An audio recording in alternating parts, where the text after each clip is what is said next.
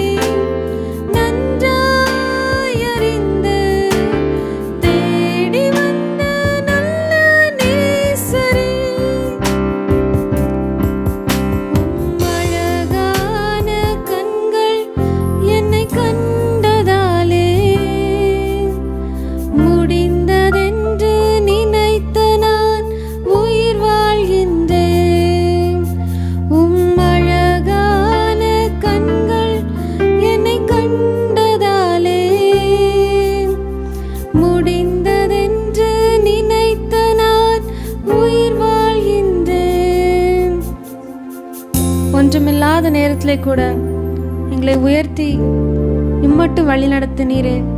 யாரும் அறியாத மனுஷனாக இருந்த போது கூட நீங்கள் எங்களை தேடி வந்தீங்கப்பா. ஒவ்வொரு நாளும் உடைய கண்கள் எங்கள் கூட இருக்கட்டும். நீங்கள் எங்களை ஒவ்வொரு நாளும் வழி நடத்துங்க. வழி நடத்துகிற கிருபைக்காக உமக்கு நன்றி அப்பா. இம்மட்டும் ஆராதிக்க நீர் உதவி செய்தீங்க. தொடர்ந்துள்ள வேலைகளில் உடைய கரம் இருக்கட்டும். மீட்பர் பாதம் ஜெபிக்கிற நல்ல பிதாவே, ஆமென். ஹாய் ஃப்ரெண்ட்ஸ், இன்றைக்கும் இந்த இளம் சிறகுகள் நிகழ்ச்சியில் உங்களை சந்திப்பதில் எனக்கு ரொம்ப மகிழ்ச்சியாக இருக்குது. இன்றைக்கி நான் உங்களுக்கு ஒரு மிஷினரி ஸ்டோரி சொல்ல போகிறேன். இன்றைக்கி நம்ம பார்க்க போகிற மிஷினரி யாருன்னா ஜான் ஹஸ்னு ஒருத்தர். இவர் யூரோப் தேசத்தில் 1369 ஒரு ஏழையான ஒரு குடும்பத்தில் அவர் பிறந்திருப்பார். அப்போது அந்த காலத்தில் அங்கே இருந்த சர்ச் எல்லாமே நம்ம பார்த்தோன்னா வழி மாறி போனவங்களாகவும் அவங்க அவங்களோட நோக்கம் எல்லாமே எப்படி இருந்துச்சு அப்படின்னா, ஒரு எக்கனாமிக் ரீதியாக தான் அவங்களுடைய நோக்கம் எல்லாமே இருந்துச்சு. அவங்களுக்கு பணத்தை சம்பாதிக்கிறதுக்கு தான் அவங்க நோக்கம் இருந்ததுனால அப்போ உள்ள சர்ச்சு கடவுளை ஜனங்களுக்கு சொல்கிறத விட்டுட்டு அவங்க எப்படி அவங்க கிட்டேருந்து காசை வாங்கலாம் அப்படின்னு பார்த்துட்டு இருந்த ஒரு நிலைமையில இருந்தாங்க. அப்போ ஜான் ஹாஸ் நல்லபடியாக படித்து ஒரு நிலைமைக்கு வர்றப்போ அவருக்கு என்ன யோசனைனா, நான் ரொம்ப ஏழையாக இருக்கிறேனே, எங்கள் குடும்பம் ரொம்ப ஏழையாக இருக்குது, அப்போ நாங்களும் இன்னும் ரிச் ஆகணும் அப்படின்னா நானும் சர்ச்சில் ஒரு லீடர் ஆகிட்டா நானும் ரிச் ஆகிடலாம் அப்படின்னு அவர் என்ன பண்ணுறாருன்னா, ஒரு ப்ரீஸ்டாக அவர் படிக்கிறாரு. படித்து ப்ரீஸ்டும் ஆகிடுறாரு. அதுக்கப்புறமா 1401 அவர் பெரகுவேயில் இருக்கிற ஒரு சர்ச்சில் அவர் லீடர் ஆகிறாரு. அங்கே அவர் லீடர் ஆகிறப்போ அவர் அவருடைய ப்ரீச்சிங் எல்லாம் ஸ்டார்ட் பண்ணுறப்போ அவர் இன்னும் வேதத்தை கற்றுக்க ஆரம்பிக்கிறப்ப தான் அவருக்கு ஒன்று புரிய ஆரம்பிக்குது. நம்ம சர்ச்சில் பண்ணுற விஷயங்களும் பைபிளில் இருக்கிற விஷயங்களும் ஒத்து போக மாட்டேங்குதே, அப்போ இது எங்கேயோ தப்பு இருக்குது அப்படின்னு அவர் என்ன பண்ணுறாருன்னா அதை பற்றி ஆராய்ச்சி பண்ண ஆரம்பிக்கிறார். அப்புறம் தான் ஜான் வைக்லிஃப் அப்படின்றவர் இவருக்கு முன்னாடி ஒரு ரெஃபார்மராக இருந்தார். அவரும் ஒரு மிஷினரி தான். அவர் என்ன பண்ணியிருப்பாருன்னா, இந்த மாதிரி சர்ச்சில் நடக்கிற அநியாயங்களை ஒரு புக்காக அவர் எழுதியிருப்பார். அப்போ அவருடைய ரைட்டிங்ஸ் எல்லாமே இவருக்கு படிக்கிறப்பவும் வேதத்தை இன்னும் அதிகமாக அவர் கற்றுக்கொள்கிறப்ப தான் அவருக்கு என்ன புரியுதுன்னா, நம்ம தப்பான வழியில் இருக்கிறோம் அப்படின்னு புரிஞ்சு அவர் என்ன பண்ணுறாரு, இருக்கிற சர்ச் லீடர்ஸுக்கு எதிர்த்து அவர் குரல் கொடுக்க ஆரம்பிக்கிறார். அப்போ இவர் மக்களையும் என்ன பண்ணுறாரு, நம்ம வேதத்தில் இப்படி தான் இருக்குது, வேதத்தின்படி தான் நம்ம இருக்கணும், இந்த சர்ச் லீடர்ஸ் எல்லாம் நம்மளை தப்பாக வழி நடத்துகிறாங்க, ஸோ அது வழியாக நம்ம போகக்கூடாது, நம்ம வேதத்தின்படி தான் நம்ம நடக்கணும்ன்ட்டு ஜனங்களுக்கும் அவர் சொல்லிக் கொடுக்குறார். அப்போ என்ன ஆகுதுன்னா, அவருடைய சர்ச்சில் உள்ள ஜனங்களும் சரி, அந்த ஊரில் உள்ளவங்க எல்லாருமே இவர் சொல்கிறத நம்ப ஆரம்பிக்கிறாங்க. அவர் சுயமாக சொல்லாமல் வேதத்தில் உள்ள சொல்கிறனால அவருக்கு அவர் நம்புறதுக்கு ஜனங்கள் தயாராக இருந்தாங்க.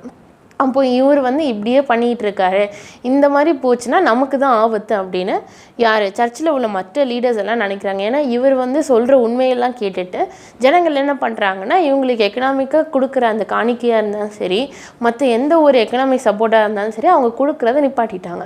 இவங்க நிப்பாட்டின உடனே சர்ச் லீடர்ஸ் எல்லாம் என்ன பண்ணுறாங்கன்னா, இது சரியில்லை, நம்ம இதுக்கு ஒரு முடிவு கொண்டு வரணும் அப்படின்னு சொல்லிட்டு என்ன பண்ணுறாங்கன்னா, ஒரு கன்வென்ஷன் வைக்கிறாங்க. இவங்க கன்வென்ஷன் பேர் பிஸா கன்வென்ஷன். இது 1409 நடத்துகிறாங்க. இதுக்கு ஜான் ஹஸையும் இவங்க கூப்பிடுறாங்க. நீ உன்னுடைய வாதங்களும் சரி, நீ எடுத்து வைக்கிற ஒவ்வொரு தர்க்கங்களாக இருந்தாலும் சரி, அதை எங்களுக்கு சொல்லு அப்படின்னு சொல்லி அவங்க கூப்பிடுறாங்க. அப்படி கூப்பிடுறப்போ ஜான் ஹஸ் அங்கே போயிட்டு அவருடைய இதை பேசுகிறதுக்கு அங்கே போகிறப்போ அவங்க என்ன சொல்கிறாங்க, அலெக்சாண்டர் ஃபைன்னு ஒருத்தர் அந்த பீஸா கன்வென்ஷனை தலைமை தாங்கிட்டு இருந்தார். அப்போ அந்த தலைமை இடத்துல இருந்த அலெக்சாண்டர் ஃபை சொல்கிறாரு, இவர் சொல்கிற எந்த காரியத்தையும் ஒத்துக்க முடியாது, இவர் நமக்கு ஆபத்தான விஷயத்த பண்ணுறாரு அப்படின்னு சொல்லிட்டு என்ன பண்ணுவாங்கன்னா, நீ இன்னும் ப்ரீச் பண்ணக்கூடாது, நீங்கள் இன்னும் ப்ரீச் பண்ணுறதுக்கு தடை பண்ணப்பட்டீங்க அப்படின்னு அவரை அந்த ப்ரீஸ்டூட்லேருந்து விலக்கி வைக்கிறாங்க. அவர் ப்ரீச் பண்ணக்கூடாதுன்னு சொல்லிடுவாங்க. இதுக்கப்புறமா இது வரைக்கும் என்ன ஆகிட்டு இருந்துச்சு அப்படின்னா, ராஜாவும் இந்த ஜனங்களுக்கு சப்போர்ட்டாக இருந்தார். ஆனால் இப்போ இந்த கன்வென்ஷனுக்கு அப்புறமா ராஜாவும் ஜான் ஹஸ்க்கு சப்போர்ட் பண்ணுறது நிப்பாட்டிட்டார். மற்ற ஜனங்களும் அந்த அந்த சர்ச்சு கூட சார்ந்திருந்த ஜனங்களும் இவருக்கு விரோதமாக எழும்ப ஆரம்பிச்சிட்டாங்க. அதனால ஜான் ஹஸ்க்கு இன்னும் நெருக்கங்கள் அதிகமாகிட்டே வந்துச்சு. இந்த மாதிரி நெருக்கமான சூழ்நிலை ஜான் ஹஸ் என்ன பண்ணார், அவர் கடவுளுக்காக எவ்வளோ உண்மையாக நின்னார் அப்படின்றத நான் அடுத்த வாரம் உங்களுக்கு சொல்கிறேன். ஓகேவா friends? God bless you. Bye. Hi friends, உங்களை மறுபடியும் சந்திக்கிறதுல ரொம்ப ஹாப்பியாக இருக்குது. ஓகே, நம்ம இன்றைக்கி ஒரு சம்மர் ட்ரிங்க் பார்க்க போகிறோம். அது என்ன ட்ரிங்க்னா ஆரஞ்சும் மின்ட்டும் வச்சு பண்ணுறது. நம்ம ஏன் ஆரஞ்சு எடுத்திருக்கோம் அப்படின்னா, இதில் vitamin A and vitamin C இருக்குது. அண்ட் இதில் நிறைய மினரல்ஸ் இருக்குது. அப்புறம் இம்யூன் சிஸ்டம் பூஸ்ட் பண்ணுது. அதனால நம்ம ஆரஞ்சு எடுத்திருக்கோம். அண்ட் மின்ட் லீவ்ஸ் நம்ம எதுக்கு எடுத்திருக்கோம் அப்படின்னா, இதுலேயும் நிறைய விட்டமின் ஏ விட்டமின் சி இருக்குது. நிறைய ப்ரோட்டீன்ஸும் மினரல்ஸும் இருக்குது. அதுக்கப்புறமா இது வந்து பிரெயின் ஃபங்க்ஷன்ஸ் ஆகிறதுக்கு கொஞ்சம் ஹெல்ப் பண்ணுது. அப்புறம் இங்கே படிக்கிற பிள்ளைங்களுக்கெல்லாம் இது கொடுத்தோன்னா நல்லா படிப்பாங்க, அவங்களுக்கு கொஞ்சம் ஃப்ரெஷ்ஷாக இருக்கும். அதுக்காக இது நம்ம பண்ணிகிட்ருக்கோம். சரி வாங்க, இதை வச்சு நம்ம எப்படி பண்ணலான்னு ரெசிபி பார்க்கலாம். நான் ஒரு பவுலில் பவுடர் சுகர் எடுத்திருக்கேன். அண்ட் ஒரு கிளாஸ் கொஞ்சம் தண்ணி எடுத்துக்கோங்க. அப்புறம் ஆரஞ்சை ஹாஃப் பீஸாக கட் பண்ணி வச்சுக்கோங்க. ஒரு 4 or 5 லீவ்ஸ் மின்ட் எடுத்துக்கோங்க. அப்புறம் டெக்கரேஷனுக்காக இந்த மாதிரி நான் பாதியாக கட் பண்ணி வச்சுருக்கேன் ஆரஞ்சு அண்ட் இப்படி ஒரு மின்ட் லீஃப் எடுத்துக்கோங்க. சரி, இனி இதில் பவுடர் பண்ண சுகரில் நம்ம இதை பிழிஞ்சு விட்டுக்கலாம்.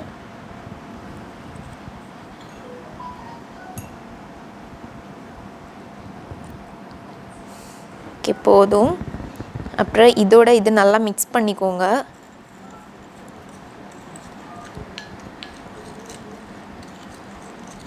மின்ட் லீவ்ஸு எடுத்துருந்தோம்ல, அது இதுக்குள்ளே போட்டுக்கோங்க. இதை வச்சு இதில் க்ரஷ் பண்ணிக்கோங்க. அது இது கூட மிக்ஸ் ஆகும்போது தான் நல்ல டேஸ்ட் கொடுக்கும். இதை நம்ம பண்ணி வச்சுருக்கதை இப்போது கிளாஸுக்கு கன்வெர்ட் பண்ணிடலாம்.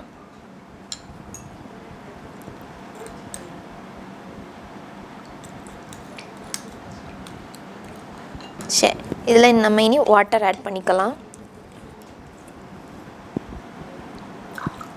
நம்ம ட்ரிங்க் ரெடி பண்ணிட்டோம். இதில் டெக்கரேஷனுக்காக நம்ம பண்ணி வச்சுருக்க ஆரஞ்சை வச்சுக்கலாம்.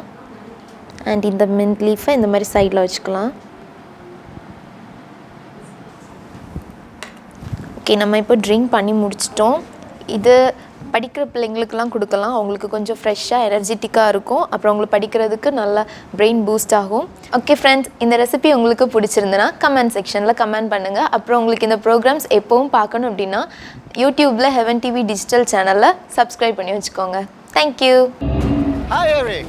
After some persuasion, we actually managed to get a permit to film in the most significant display of archaeological find made in the Holy Land, the Israel Museum. I'm in the capital of the state of Israel in Jerusalem. The parliament building, the Knesset, is behind me. And I'm on top of the display of a 2,000-year-old manuscript, the Dead Sea Scrolls. But I want to start in the archaeological wing, where you can see on display items related to the Canaanites, the Philistines, King David. A fundamental question for evaluating the Bible for modern reader with science and technology at hand is whether these biblical accounts are valid. Can we find evidence? Can we find architecture from the Iron Age, from the time of the United Monarchy? Can we find evidence of David and Solomon and Ahab and Hezekiah? Well, since the 19th century, various expeditions have been excavating in different sites across the land, but only in the 1990s did we finally find, for the first and only time to this day, an inscription to mention David. An inscription to mention David as a founder of a dynasty that is the enemy of some Aramaic king who have conquered the north and placed this inscription.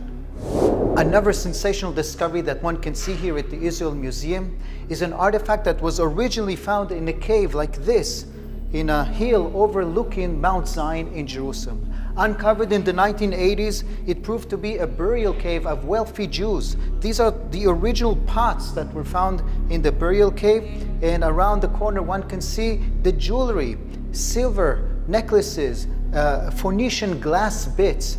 But one of those items proved to be extremely important when it was unwrapped in the laboratories of the Israel Museum.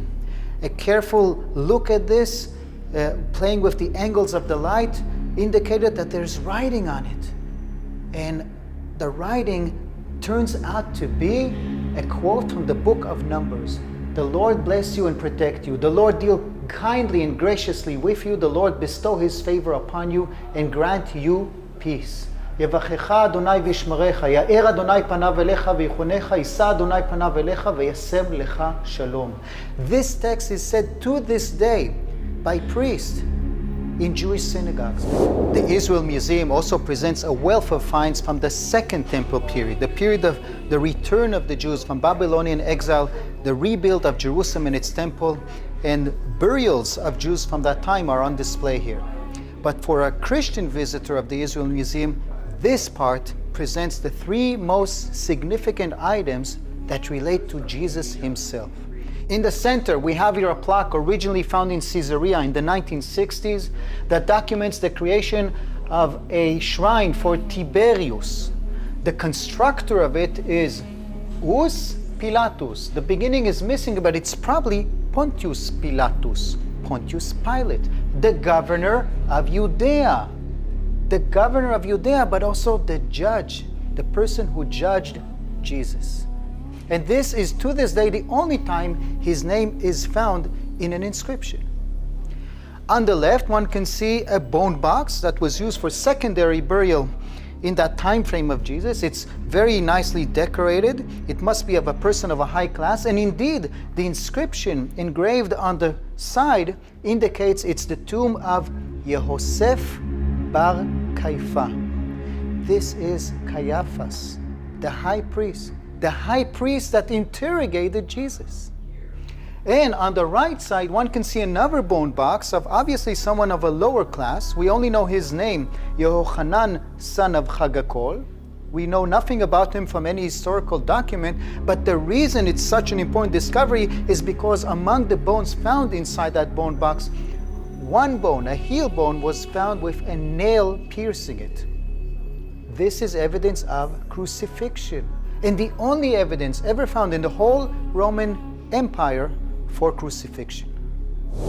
One of the unique features here at the Israel Museum that relates to the artifacts we saw in the archaeological display, items relating to Jesus, is this model, a 1:50 scale model of Jerusalem, a presumed image of the city some 2,000 years ago in the days of Jesus. In the heart of it stood the temple in full glory, and millions of Jews coming from all over the world would come here to offer sacrifices in front of the building that in the days of Solomon held the Ark of the Covenant. And yet this sacrificial activity was held by a group of priests, Kohanim, that were operating this in a monopolistic and corrupted way. And one of the few people that dared speaking against them was Jesus. Another group that we know about them now, only in modern times, was a group calling itself the Yachad, who decided to replace the sacrificial activity by going to the desert and living a spiritual lifestyle that involves prayers. This group created a library, but eventually they had to hide that library because the Romans were advancing, and that library was left there for 2,000 years until our times. These are the famous Dead Sea Scrolls. Such an amazing discovery that has a special display here at the Israel Museum, the Shrine of the Book. The Dead Sea Scrolls are truly a spectacular discovery, the dream of any archaeologist. The first of them were found by two Bedouins in a natural cavity above the Dead Sea. And in the following decade, in a total of 11 caves, some 16,000 scrolls and thousands of scrolls were uncovered. The study of them, piecing all of the fragments together, was a long process that was really completed just a decade ago. And the exclusive exhibition of the scrolls is in this part of the Israel Museum called the Shrine of the Book. What a unique, timeless-like architectural design. The Shrine of the Book houses a selection of the Dead Sea Scrolls. Here, for instance, one can see a mysterious depiction of a futuristic war between sons of light and sons of darkness. But you also have here copies of the Old Testament, interpretation on the Old Testament, hymns and prayers that this community created and followed, and the most significant scroll, the community rule. Praise the Lord, friends. உங்களை எல்லாரையும் இந்த இளம்சிறு நிகழ்ச்சி மூலமாக மறுபடியும் சந்திக்கிறதுல எனக்கு ரொம்ப ஹாப்பியாக ஃபீல் பண்ணுறேன். இப்போ கூட நம்ம ப்ரேயர் பண்ண போகிறோம். முதலாவது நம்ம பைபிள் சொல்லுது, நீதிமொழிகள் 11:27 நன்மையை தேடுகிறவன் நன்மை ஜாக்கிரதையாக தேடுகிறவன் தயை பெறுவான் இருக்குது. நாம் நிறைய நாட்களில் நம்ம இப்போ வந்து இந்த வசனத்தை கேட்டோன்னு நமக்குள்ள ஒரு டவுட் வரும். நம்ம இந்த நன்மையை செய்கிறவங்க தானே இருக்க வேணும், அப்போ எதுக்கு நம்ம தேடணும் அப்படின்னு நாம் நினைக்கலாம். என்னென்னா ஆனால் வந்து உண்மையான நன்மை என்னென்னா ஏசப்பாவோட வார்த்தை தான். நாம் வந்து எத்தனையோ தடவை வந்து நாம் வந்து நன்மை நினச்சி மற்றவங்க ஹெல்ப் பண்ணுறது நம்ம நன்மை நினச்சிருக்கோம். இப்படிப்பட்ட பல காரியங்களை நம்ம நன்மை நினச்சிருக்கோம். ஆனால் முதலாவது நன்மை வந்து ஏசப்பாவோட வார்த்தை தான். அந்த வார்த்தையை நாம் ஜாக்கிரதையாக தேட வேணும். நாம் வந்து டெய்லி காலையில் எழும்பும்போது நாம் வந்து யாரோட சத்தத்தை கேட்குறதுக்கு முன்னாடி ஏசப்பாவோட சத்தத்தை கேட்கணும். ஏசப்பாவோட வார்த்தையை நான் தியானிக்கணும். ஏசப்பா என்கிட்ட எனக்கு என்ன சொல்ல போகிறாங்க, அதில் வந்து நம்ம வந்து ரொம்ப கரெக்டாக இருந்தோமான்னு கேட்டால் இருந்தால் நம்மளை அநேகரோட பதில். ஏன்னா சில சமயம் நம்ம வந்து ஸ்கூலுக்கு லேட் ஆச்சு, காலேஜுக்கு லேட் ஆகிட்டுன்னு சொல்லி நம்ம ப்ரேயர் பண்ண மாட்டோம். ஆனால் வந்து ஏசப்பாவோட வார்த்தை தான் ஜீவன். அந்த ஜீவனை வந்து ஜாக்கிரதையாக தேடணும். ஏசப்பாவோட வார்த்தையாகிய நன்மையை நம்ம ஜாக்கிரதையாக தேடணும். அதற்காக நம்ம இப்போ ப்ரேயர் பண்ணலாமா? அன்புள்ள ஏசப்பா, அப்பா இந்த நேரத்துலையும் கூட அப்பா நாங்கள் ஜெப வேலைக்குள்ளே கடந்து வந்திருக்கோம்ப்பா. நீதிமொழிகளில் ஒரு வசனம் இருக்குப்பா, நன்மை ஜாக்கிரதையாக தேடணும்னு. அப்பா நாங்கள் எத்தனை நாள் வந்து உங்கள் வார்த்தையாகி நன்மையை நாங்கள் தேடாமல் இருந்துட்டோம்ப்பா. அதுக்காக எங்களை மன்னிச்சிருங்க அப்பா. இன்றைக்கி கூட அப்பா நாங்கள் டெய்லியும் பைபிள் வச்சு ஜெபம் பண்ணோம் அப்பா. எல்லா மனுஷ சத்தத்தையும் கேட்குறதுக்கு முன்னாடி ஏன் ஏசப்பா என்ன சொல்கிறாரு, ஏசப்பா இந்த நாளில் நான் எப்படி நடக்கணும்னு ஆசைப்படுறாரு, அந்த மன விருப்பத்தோடு எலும்ப கிருபை செய்யுங்க ஏசப்பா. அப்பா நாங்கள் மற்ற காரியத்துக்காக நாங்கள் பைபிள் வாசிக்கிறத விட்டுட்டு போகாதபடி அப்பா நாங்கள் பைபிள் வாசித்து மற்ற வேலைகளை பார்க்கணும்ப்பா. அப்பா அதுக்கு எங்களை கிருபை செய்யுங்கப்பா. அப்பா எத்தனை நாள் வந்து நாங்கள் வந்து உங்ககிட்ட கேட்குறதும் எங்களுக்கு கிடைக்காத ஒன்று நாங்கள் வந்து அந்த பைபிள் வாசிக்கிறது கொஞ்சம் கொஞ்சமாக ஸ்டாப் பண்ணிடுவோம்ப்பா. அப்பா அப்படி இருக்கக்கூடாதுப்பா. அப்பா டெய்லி உங்கள் சத்தத்தை கேட்கணும். இருபுறமும் கருப்புல பட்டயமாகி அந்த வசனம் அப்பா நாங்கள் வந்து வாசித்து அதை மெடிடேட் பண்ணி அப்பா நாங்கள் தப்பான வழியில் போகும்போது வழி இதுவே அப்படின்ற சத்தம் எங்கள் காதுகளை துவனிக்க பண்ணுங்கப்பா. ஏசு மூலம் ஜெபங்கள் நல்ல பிதாவே, ஆமென். ரெண்டாவதாக அப்போஸ்தலர் 10:38 ஏசப்பா நன்மை செய்கிறவராகவே சுற்றி தெரிந்தான்னு இருக்குது. அந்த வார்த்தையாகிய நன்மை நம்ம அந்த டெய்லி பைபிள் மெடிடேட் பண்ணி அந்த வார்த்தையாகிய நன்மை நமக்குள்ளே இருக்கக்கூடாது.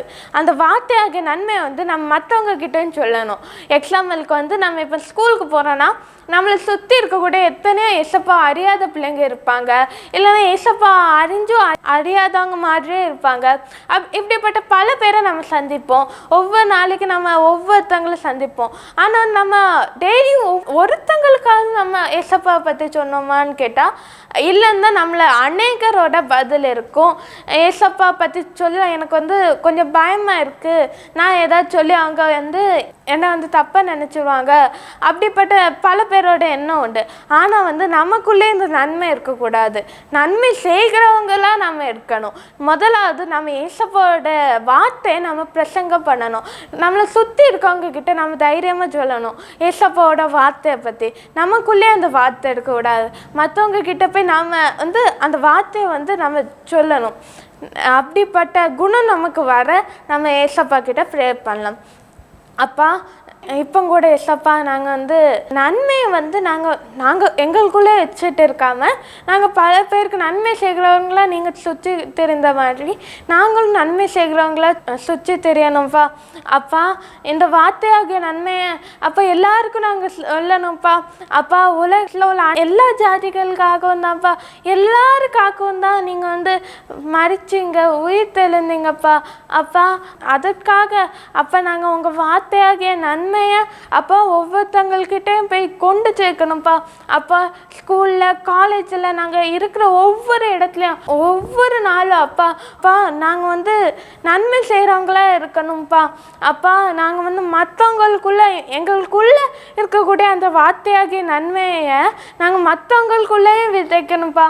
அப்படி எங்களை மாற்றுங்கப்பா. எங்கள் சரௌண்டிங்கில் இருக்கிற ஒவ்வொருத்தருக்கும் அப்பா வார்த்தையாகிய நன்மை அப்பா போய் சேரணும்ப்பா. அப்பா எங்கள் மூலமாக சேர்ந்தா அப்பா உங்கள் நாமத்துக்கு மகிமை வரும்ப்பா. அப்பா அப்படி எங்களை மாற்றுங்க அப்பா. நீங்கள் அப்படி எங்களை மாற்ற தயவுக்காக நன்றி. இயேசு மூலம் ஜெபங்கள் நல்ல பிதாவே, ஆமென். Thank you friends. God bless you.